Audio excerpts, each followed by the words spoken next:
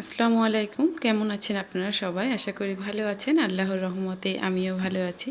তো সকালবেলা উঠে মেয়ে বেঁচে চলে গিয়েছে। মেয়ের বিছানাটা গুছিয়ে দিলাম। আর এদিক দিয়ে কালকে মামাবাড়ি থেকে এসে কাপড় চোপড় কিছু গোছানো হয়নি, সন্ধ্যা হয়ে গিয়েছিল। আর খালামণিরাও সব এসেছিল, ওনাদেরকে নাস্তা দিতে দিতে দেরি হয়ে যায়। তো সেই কাপড়গুলো এখন আমি সকালবেলা উঠে গুছিয়ে নিয়েছি।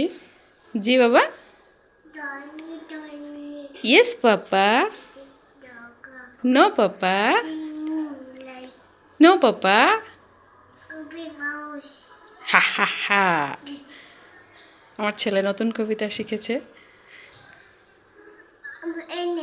ওকে। সকালের খাওয়া দাওয়া শেষ করে একটু বাহিরে গিয়েছিলাম। তো এই যে আসার পথে ছেলের জন্য ওটস কিনে এনেছি। আর এখানে হচ্ছে কোয়েল পাখির ডিম কিনে এনেছি ছেলে মেয়ের জন্য। তো এসেই দেখেন আগে সিদ্ধ বসিয়ে দিয়েছি। কী কারণে বাইরে গিয়েছিলাম সেটাও আপনাদেরকে দেখাবো। এই যে দেখেন,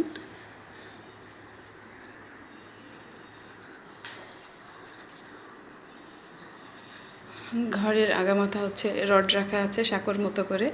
আর এই রডগুলো কেনা হয়েছিল আজ থেকে আরও 1 বছর আগে। এই যে দেখেন, এখান থেকে আরও ভালো দেখা যাচ্ছে। তো এই রডগুলো আজ থেকে আরও 1 বছর আগে কেনা হয়েছিল। জান্নাতের আব্বু দেশে আসবে বলে এসে দোতলার ছাদের কাজ করবে, যার কারণে কেনা হয়েছিল। কিন্তু কোনো একটা কারণে, সমস্যার কারণে তার আর দেশে আসা হয়নি। যার কারণে বাহিরে রাখলে জং ধরে যাবে অথবা চোরেরও ভয় আছে, যার কারণে আমি ঘরের ভিতরে রেখেছিলাম। তো এই যে আমার ছেলে মেয়ে হচ্ছে বাঁশের সাঁকো যেভাবে পার হয় ওইভাবে পার হয়ে ওই পাশের রুম থেকে এই পাশের রুমে আসে। তো অবশেষে হচ্ছে জান্নাতের আব্বু যেহেতু দেশে এসেছে, তো কন্ট্রাক্টরের সাথে কথা বলতে গিয়েছিলাম। তো আল্লাহর রহমতে ইনশাআল্লাহ কালকে থেকে কাজ শুরু হবে। তো আমাদের এই সাঁকো কষ্টটা কমে যাবে এবার। রান্নাটা অনেক আগেই শুরু করে দিয়েছি। এই যে এবার দিয়ে মাছগুলোকে ভেজে নিয়েছি, আর এই সাইড দিয়ে মাছ রান্না করার জন্য মশলা রেডি করে নিয়েছি। এখন এর মধ্যে ঝোল দিয়ে দিচ্ছি।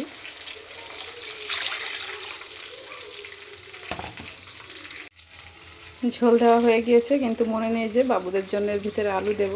আলু কেটেও রেখেছিলাম, তো এখন দিয়ে দিচ্ছি আলুগুলো।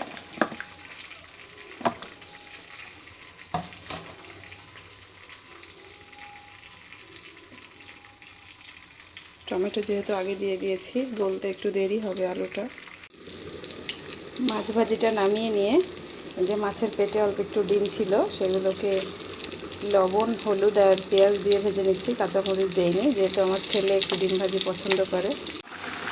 মাছের ডিমগুলো ভাজা হয়ে গিয়েছে, আর এদিক দিয়ে আলু সিদ্ধ হয়ে গিয়েছে। এখন মাছগুলো দিয়ে দিচ্ছি।